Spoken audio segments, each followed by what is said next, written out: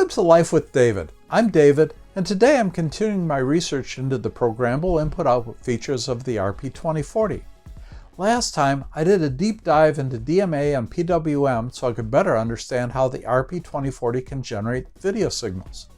So, armed with that knowledge, I jumped into the Raspberry Pi scan video source code. When I saw a bunch of exec and force PIO commands, I knew I was still in a little over my head. I guess that's the next thing I'll have to tackle. So, why don't you join me as I dig into the exec and force PIO commands?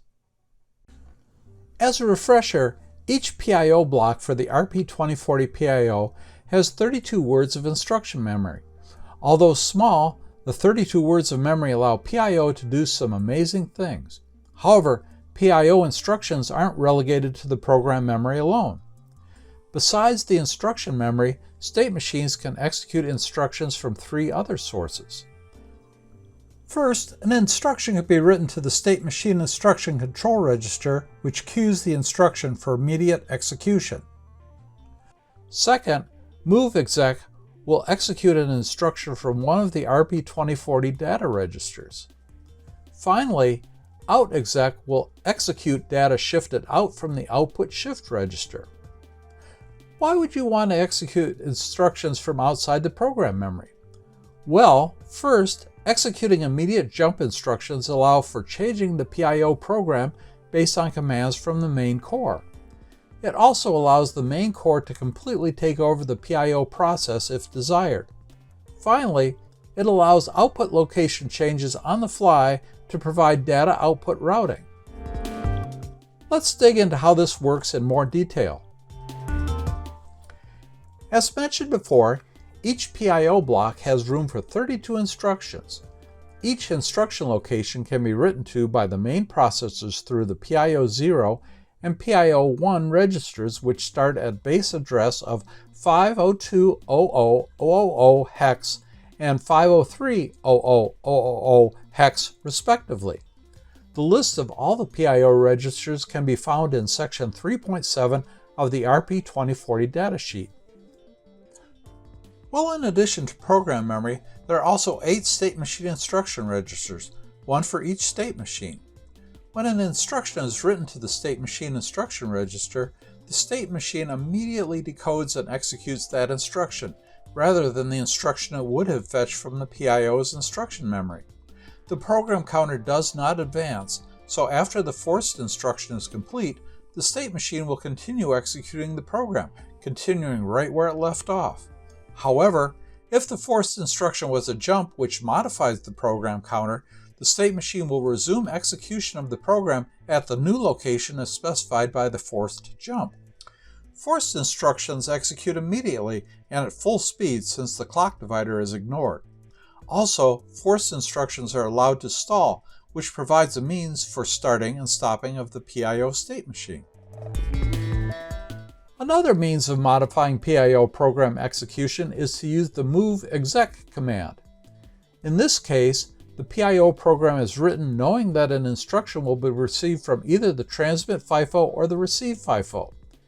The instruction temporarily resides in either the output shift register, the input shift register, the X scratch register, or the Y scratch register.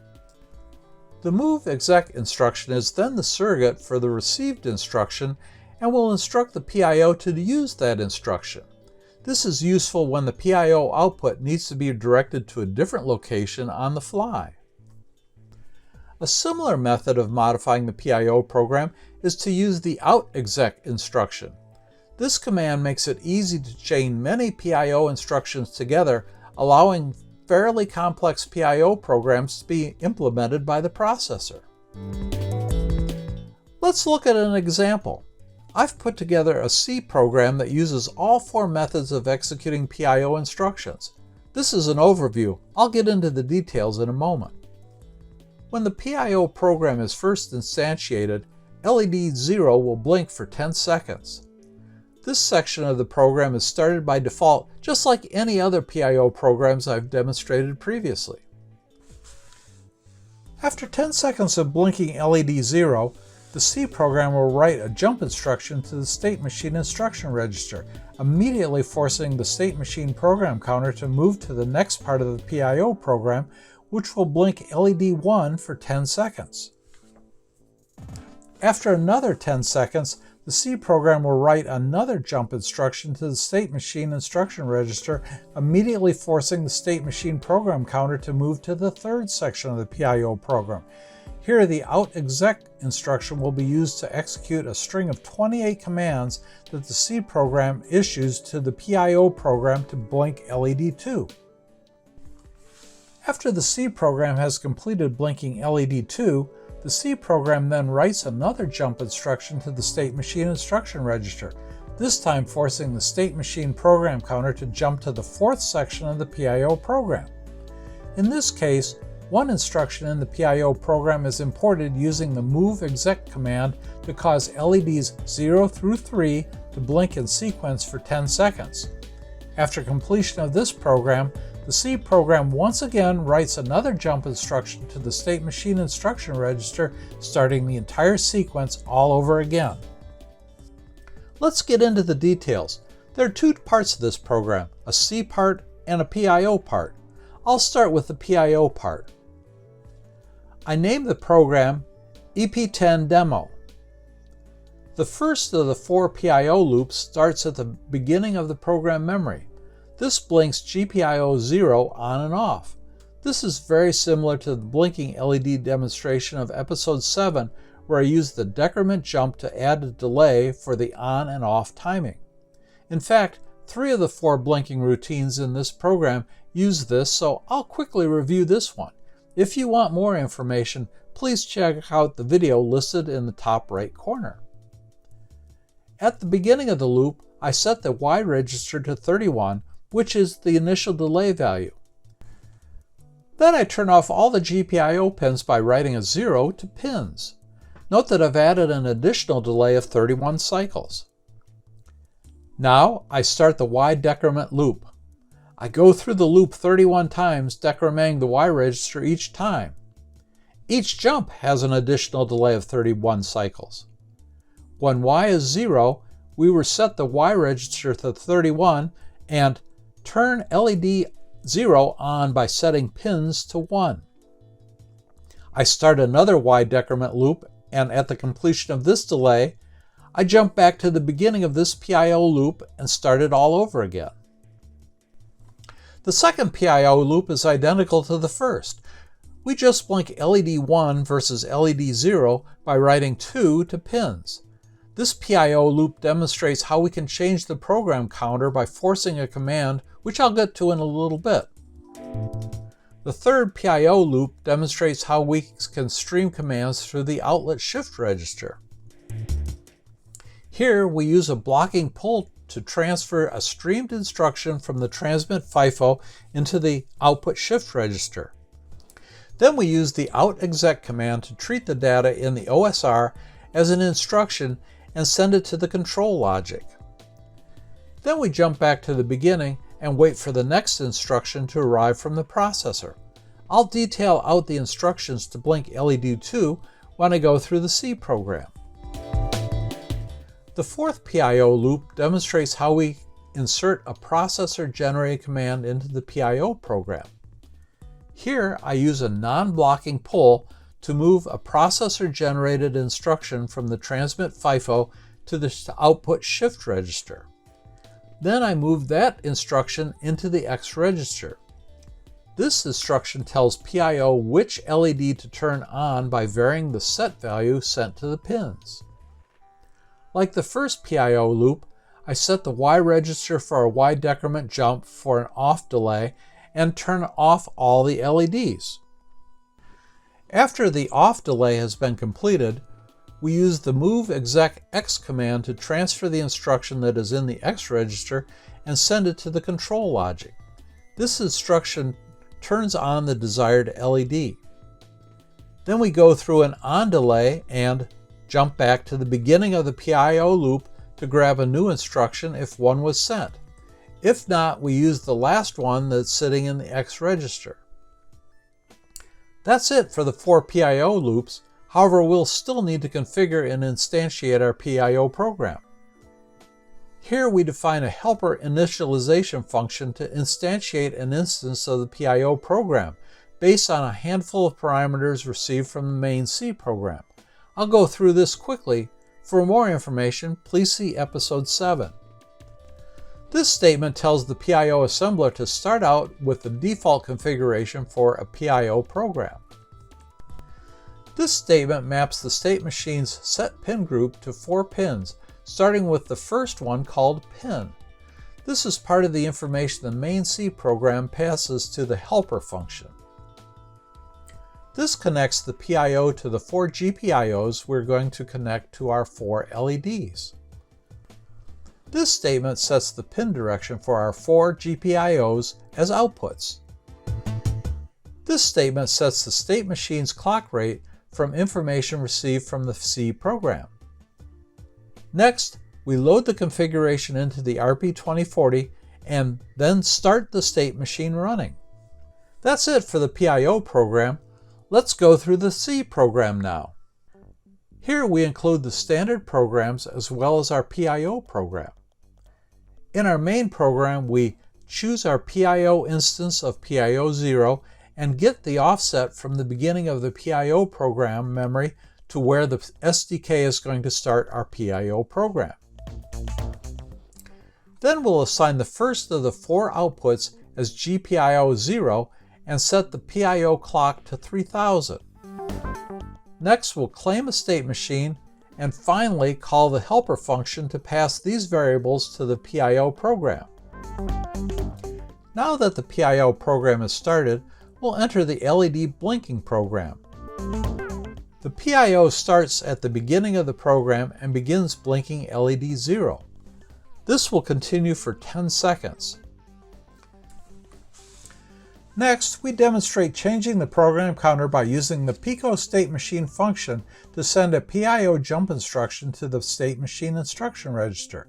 Let's break down this instruction. We can find this function listed in section 4.1.15.5 of the C++ SDK datasheet under the PIO API. The variables passed to this function include the PIO instance, in this case 0, and the state machine index, which has been assigned by the SDK above. The last variable is the encoded PIO instruction.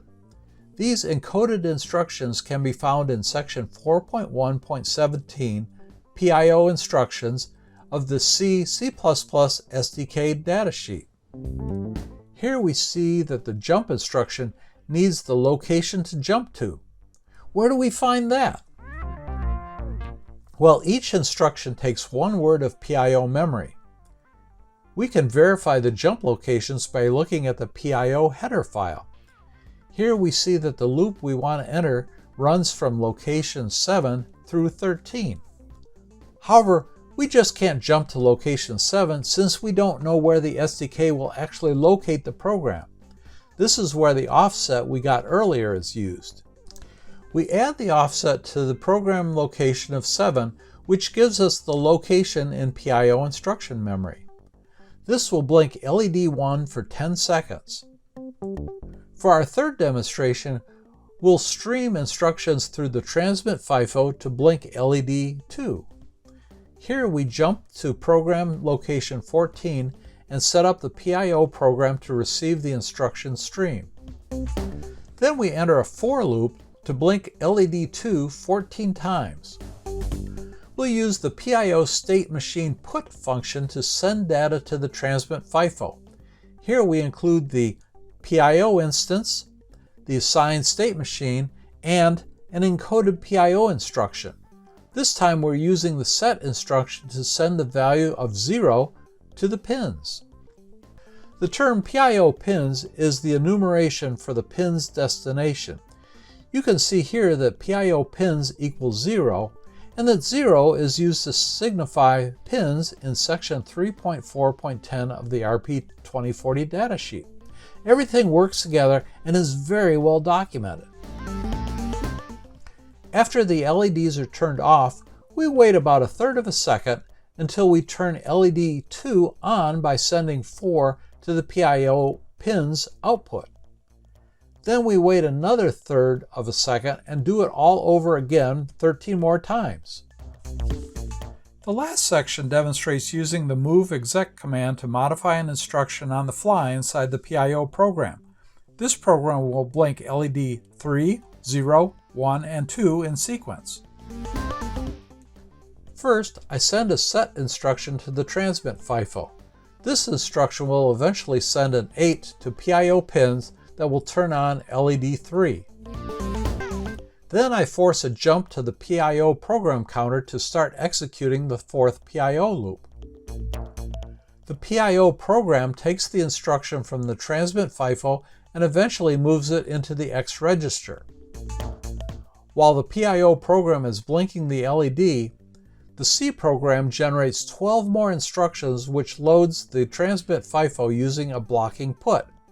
This means that the C program will stall if the transmit FIFO is full. The 12 instructions consist of 3 sets of 4 LED blink sequences. Here we enter a for loop where we do the sequences 3 times. In this for loop, we count from 0 through 3, representing LEDs 0 through 3. In this put command, we send in sequence a 1, 2, 4, and 8 to PIO pins, which will blink LEDs 0, 1, 2, and 3 in sequence. We generate these values by shifting a 1 left by the appropriate number of bits. Because the transmit FIFO can hold 4 words, the C program will complete 4 blink cycles before the PIO program completes. In order to let the PIO program finish all the blink cycles, we will sleep the C program for about 4 seconds to flush the transmit FIFO. Now that the PIO loop 4 is complete, we'll force a jump to start the PIO program at the beginning and do the whole thing all over again.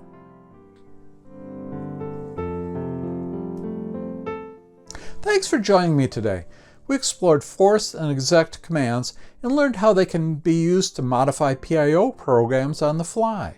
This is a powerful concept that allows the RP2040 to generate VGA signals. I'm still not sure if I know enough to create my own video generation program, but I'm getting closer. I might just try to wade into the video world again, so stay tuned. If you like this video, or you think someone else might, please give it a thumbs up. If not, give it a thumbs down. The more likes this video has, the more YouTube will recommend it to others. Also, please leave a comment or suggestion for things to do. I hope to do more of these videos, so please subscribe and click on the bell for notifications of new videos. Let's get together next time for another day in Life with David. See you soon!